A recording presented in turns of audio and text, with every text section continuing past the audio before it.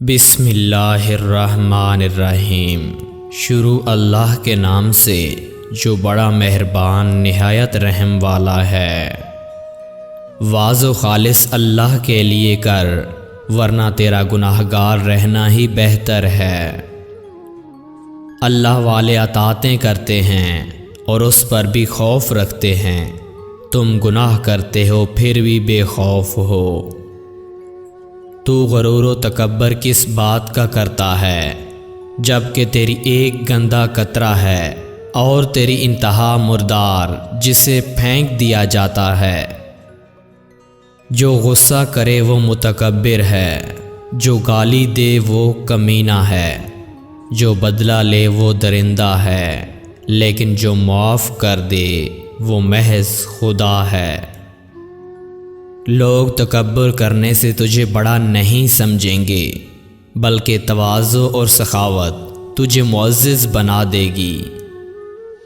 تجھ جیسے ہزاروں کو دنیا نے موٹا تازہ اور صاحب اقتدار کیا اور پھر نگل گئی، اب ان کا نشان بھی نہیں ملتا۔ کیا تو مرے گا نہیں؟ غور کر۔ تو مکانوں اسباب دنیا میں مصروف ہے، بسیں گے اور حساب دے گا تو۔ جب عمل میں سخاوت محسوس نہ ہو تو سمجھو کہ کیا ہی نہیں۔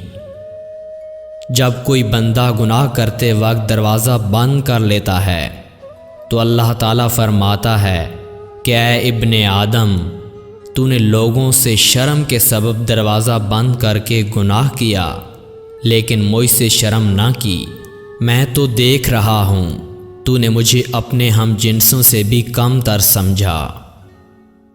توبہ کرنے کے بعد گناہ کرنا 70 گناہوں کے برابر ہے۔ 10 چیزیں 10 چیزوں کو کھا جاتی ہیں۔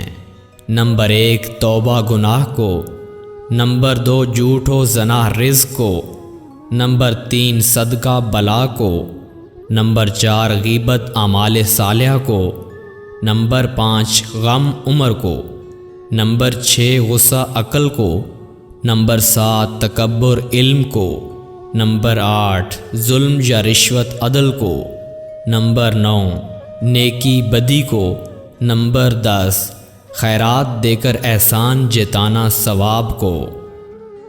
مستحق سائل خدا کا ہدیہ ہیں جو بندوں کی بھلائی کے لیے ان کے پاس بھیجے جاتے ہیں۔ جو غلام حکم کی تعمیل نہ کرے، ضروری ہے کہ وہ مالک کی خوشنودی سے محروم رہے۔